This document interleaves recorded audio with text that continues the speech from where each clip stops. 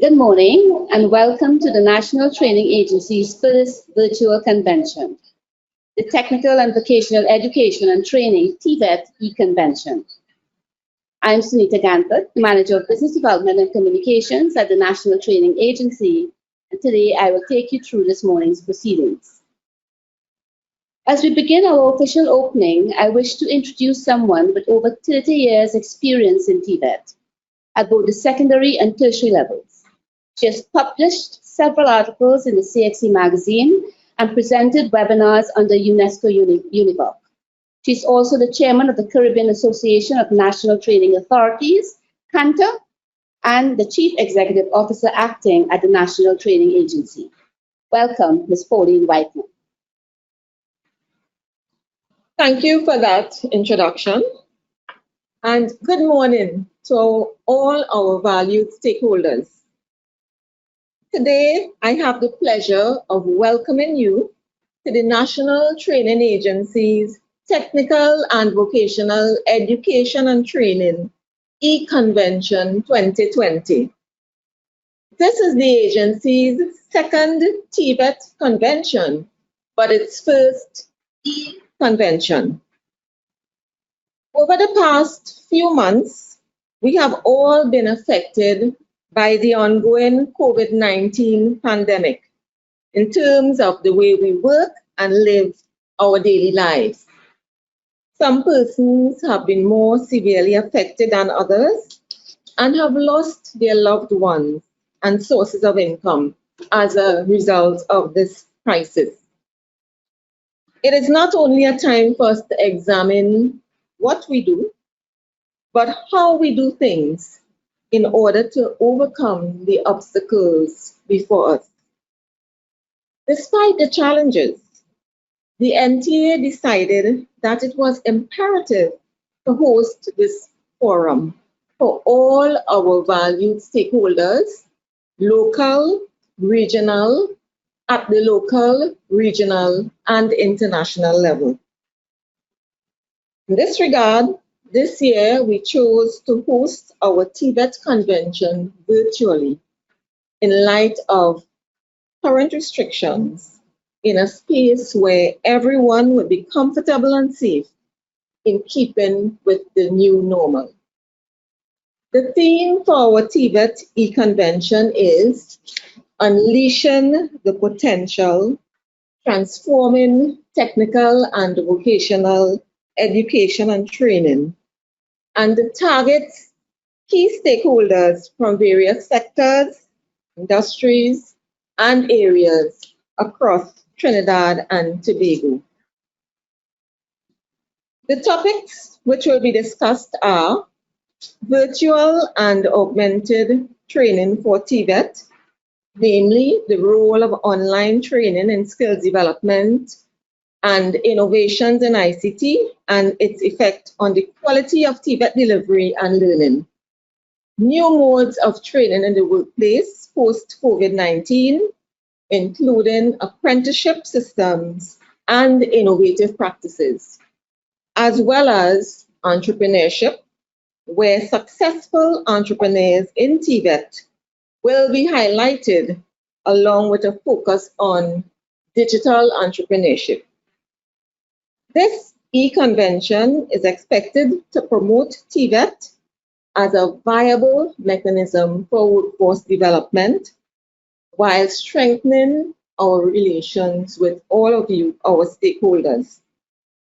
It is the hope that it will also provide platforms to address the changes in the current TVET landscape while determining how best the NTA can assist and respond effectively and efficiently during this transition period.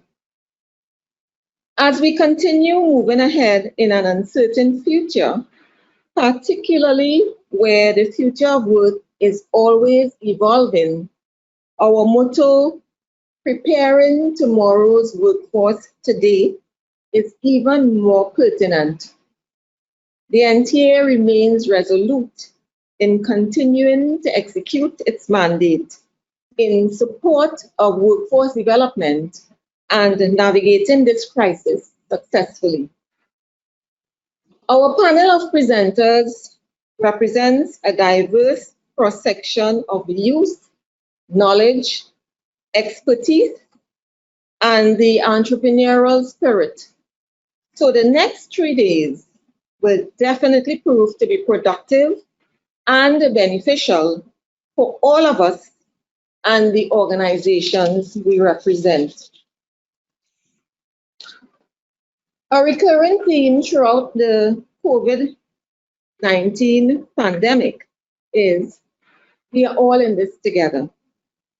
It is a reminder that while all of us may not necessarily be experiencing the same struggles, we are often faced with similar circumstances as others, allowing us to engage in deep introspection and find a greater sense of empathy within us. Through this convention, we can continue to support each other while coming up with new ideas and solutions which will chart the way forward in the best interest of all concerned. I therefore encourage everyone to join us. Listen to the presentations and ask questions. Also, share your comments and your feedback, as this will be useful and helpful for all of us. It is through the feedback from and collaboration with you, our stakeholders, that we can become more responsive to your needs and also inform you of the trends and the changes within TVET. Ladies and gentlemen, as I conclude this morning, I wish to thank you for being a part of our TVET convention. Stay safe and God bless. Thank you, Ms. Whiteman, for those wonderful remarks. Now I would like to invite an individual with extensive experience in training and education, with particular interest in tertiary education administration and management, quality assurance and accreditation. She's currently the Deputy Chairman of the Accreditation Council of Trinidad and Tobago, ACTT, as well as the VP for Quality Assurance, Institution Effectiveness at the University of Trinidad and Tobago, UTT. Please welcome our Chairman of the National Training Agency, Dr. Ruby Alleyne. Thank you, Ms. Ganpat. And good morning, ladies and gentlemen. On behalf of the Board of Directors of the National Training Agency, I warmly welcome you to this year's e-convention. When we gathered at the Hyatt Regency in Port of Spain in 2018 to host our inaugural TVET convention, none of us would have anticipated that our second convention would have been held under these circumstances. We had indicated then that it was our intention to make the TVET convention an annual forum at which to discuss national and regional issues in the sector, as well as new and emerging developments and global trends. Subsequently, in order to support a regional TVET initiative and to allow for networking with our Caribbean counterparts, the Board of Directors decided on a biennial event, with the next one earmarked for June 2020. This was before the pandemic. But today, we find ourselves in the midst of a global crisis, and no country in the world has been spared. Health systems and economies the world over have been severely affected by the COVID-19 pandemic. Here at home and abroad, education and training institutions have been forced into emergency remote teaching, as their doors have been closed and will in many cases remain shut for several months. Already, experts are predicting that as labor markets struggle to adjust to the new economic imperatives, skills development will be a major part of the policy response to massive job losses in many countries, so that displaced workers can be reoriented towards employment or entrepreneurship. Trinidad and Tobago, through its astute handling of the pandemic at the national level, has mitigated some of the serious social and economic consequences with which countries which were less prepared or less judicious in their actions are faced. And for this, we are thankful. It is as a result of this that we are able, 1 month later than originally planned, to host this e-convention, bringing policymakers, leading TVET practitioners and educators, and a very diverse group of stakeholders to the virtual table to share insights and engage in meaningful dialogue on the role of TVET now and in the future. While the pandemic has brought with it many challenges, we must also acknowledge that it will accelerate the pace of the development of the movement towards the digitization of the workplace and automation of business processes, particularly in the developing world. Additionally, the world is witnessing the closure of many businesses and the birth of others driven by the demand for services and products deemed to be essential for our very survival. In this environment, innovative approaches have emerged. New product lines have opened up, and this has implications for the demand for skills. In the midst of uncertainty, it is difficult to predict what the future holds. However, it is clear to us at the NTA that even as the COVID-19 pandemic continues to pose a major threat to all of us, it has been a stimulus for major shifts in the demand for skills. And it is this impact on the labor markets worldwide to which TVET systems must respond. What then has the NTA been doing over the past 2 years since our last convention, and how have these initiatives positioned us for the responsibilities which lie ahead? As chair of the board, let me take just a few moments to account briefly for our stewardship.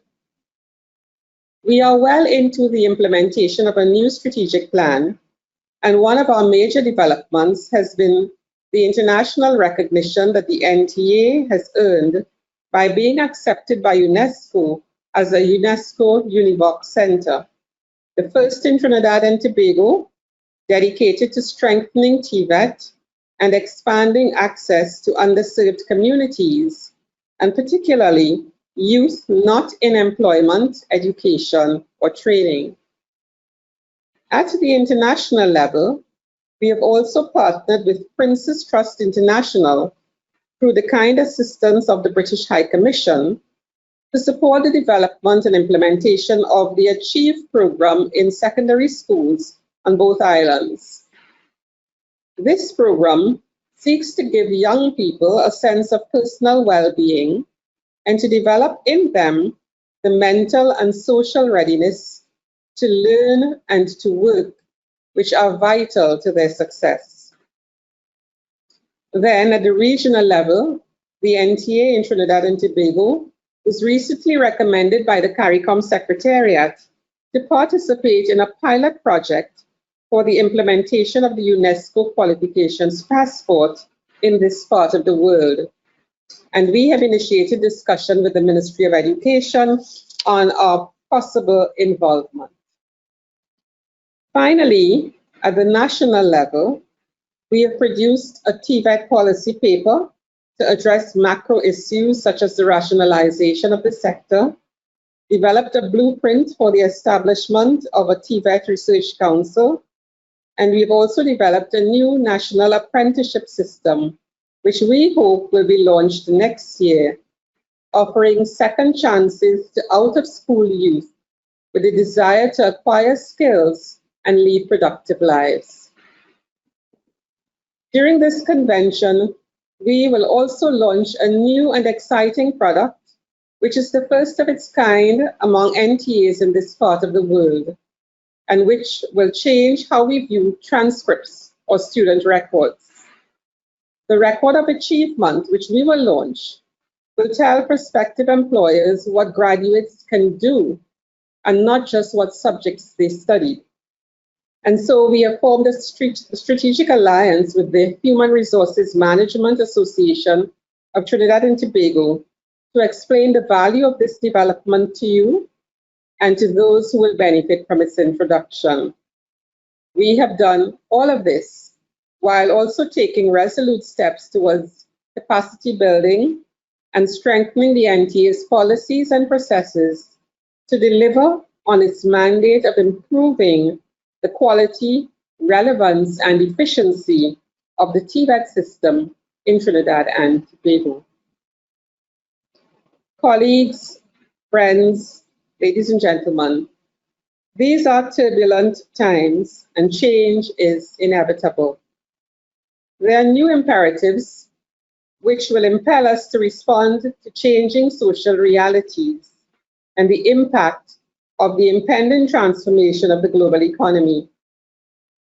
For the NTA and those in technical and vocational education and training, these are also challenging times. But we believe that it is opportunity and not defeat which blows in on the winds of change. Let us seize the opportunity through this convention to engage in dialogue, to learn from each other, and to reflect on how we must adapt to the new realities. And when this convention ends, let us develop a plan of action to implement something of value that we would have gained from the experience, so that at the next convention in 2022, we will have an opportunity to talk about what we did in response to COVID-19 and the difference that it made. Ladies and gentlemen, I thank you for your presence and your contribution, and may God bless us all. Thank you, Dr. Alleyne, for always bringing such positive messages to us. Ladies and gentlemen, at this time, I wish to introduce the gentleman who is active in the pursuit of engineering education reform and a motivator for change in regional innovative culture. His professional career includes being a joint recipient, along with the GPAN team, of a Chiconian Medal Gold, one of Trinidad and Tobago's highest national awards. Please welcome Professor Brian Copeland, Pro-Vice-Chancellor and Campus Principal at the University of the West Indies, St. Augustine. Thank you, and good morning to all my colleagues. It felt like the good old days. I was chair of NTA for quite some time, around 2004.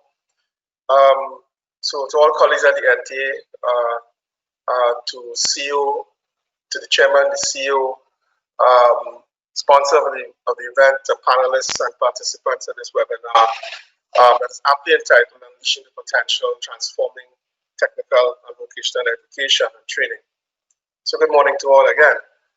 I really can't say how happy I am to be here this morning at the formal launch of this Technical and Vocational Education and Training e-convention. I want to address some of the issues that I think will be covered at this e-convention, at this webinar, but in a very sort of a general, holistic fashion, because I think there are some general directions that we need to focus on to guide our star, to set a guiding star, if you like, for all the things that we will do, all the things we'll discuss here, and all the actions that we will engage in post the convention. I'll start with a bit of history, and it goes as follows.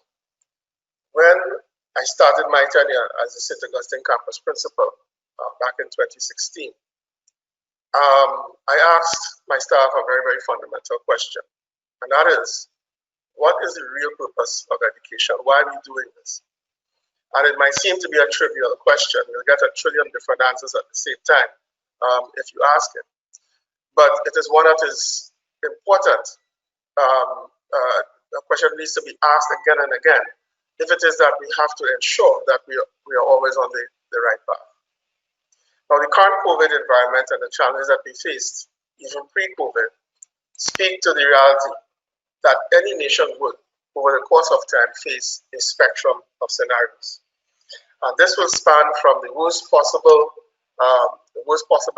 which I could describe, of course there are different descriptions for it, but to me, societal collapse and or societal isolation consequent to a natural or man-made disaster. It sounds as if we are almost pretty close to that state right now, globally at least. And the spectrum then goes from this worst possible to a best sort of scenario, however you might define it. And some choose to define it using the Strategic Development Goals from the UN. But I could probably surmise that it would incorporate a society that is thriving very well, that is generally content, but is void of all the ills of modern society, and at the same time is well prepared for the fallout of a natural disaster. You can't avoid that. If one accepts this as a given, and of course there are whole essays that could be written on this, but if you accept this as a given, then one would come to the inescapable conclusion that our education system, all components of it, the formal, the informal, even the non-formal components, should have as its primary goal the preparation of every citizen to survive in all of these scenarios. I need to make it clear that I'm speaking of survival in the broadest possible sense of the word here. Now, if you think about it, a robust education system that prepares us for these scenarios would ensure that every citizen has effective mastery of body and mind, a mastery that enables them to make optimum use of their physical, mental, and intellectual capabilities, while providing them with the core knowledge and attendant skills required for survival across the spectrum of possible futures. So I claim now that this is where TVET can play a critical role in our national education system. I will attempt in the short time allotted to itemize its key benefits and its potential. First of all, TVET preparation for all citizens, and I stress all citizens, enables them to significantly improve their chance of survival if cut off from society. Further, it enables the society to rebuild itself in the aftermath of a nationwide disaster such as an earthquake, hurricane devastation, and we're living in the Caribbean, we know exactly what that means. Think of how much easier the task of rebuilding would be if, for example, every home or small business owner is possessed of required skills and competencies, even if it is just to, as they say, fend for themselves. Secondly, TVET-wide education for all citizens also provides the wherewithal to make better lives for themselves in better times, and as society works towards that best of times scenario. So there's a journey. It's a journey to this best of times scenario that will be characterized by more specialized labor markets worldwide and a concomitant increased demand for higher levels of skill in the technical and vocational areas. That's a given. This need will be accentuated in any reasonably designed post-COVID recovery plan.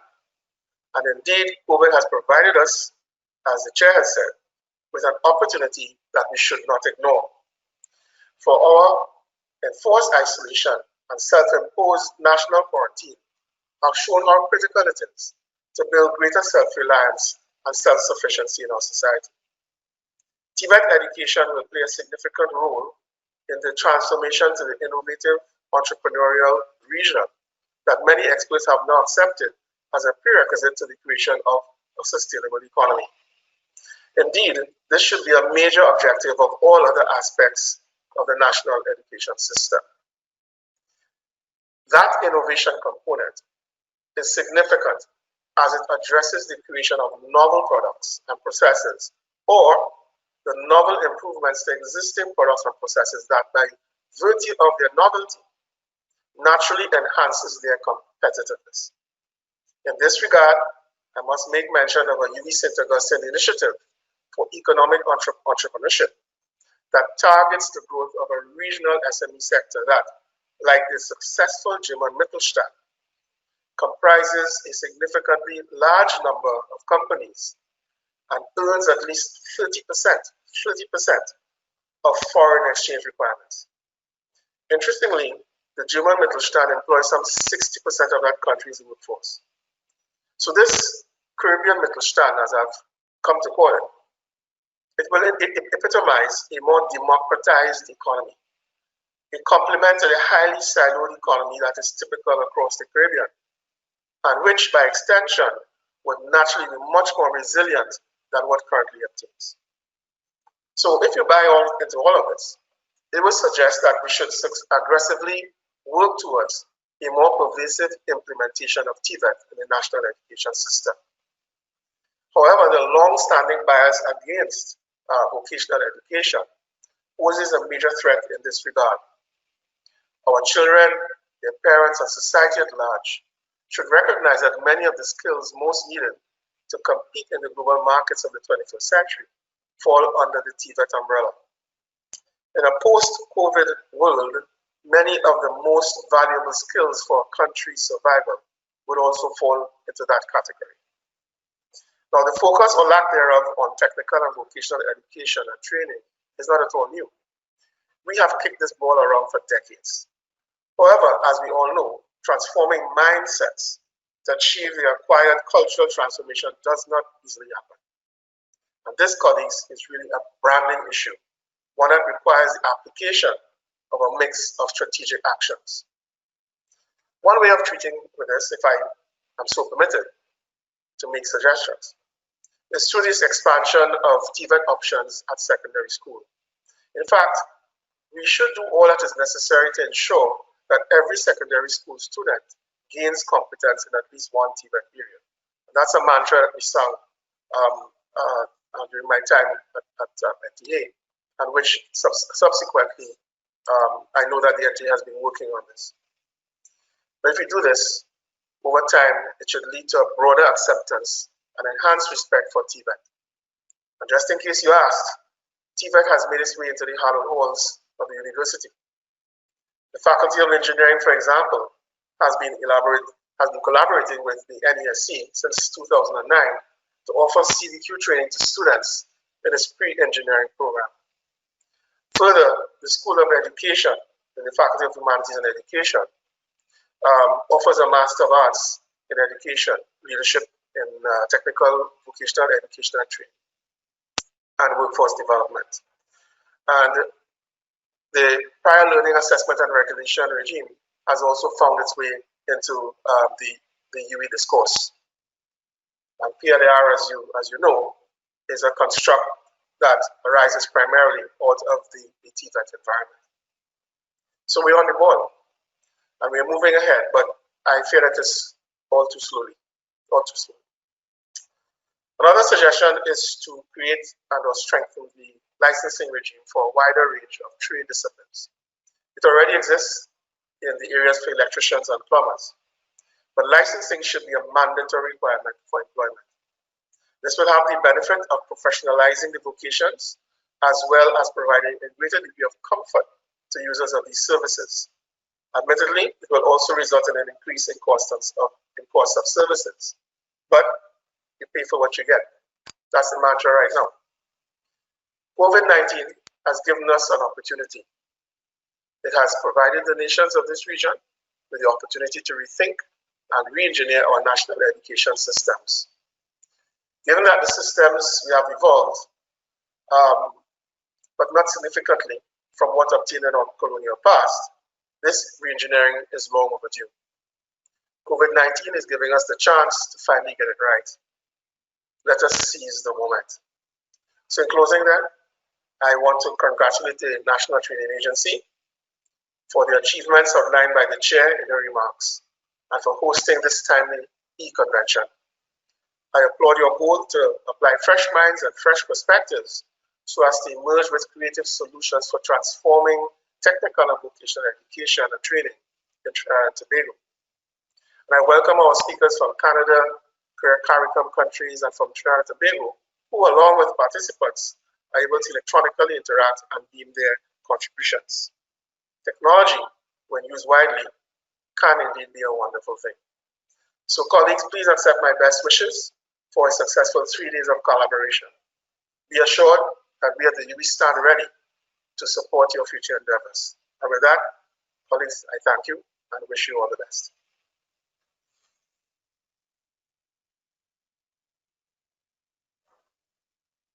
Thank you, Professor Copeland, for being a part of this significant occasion. So this brings us to the end of the opening of the TVET E-Convention.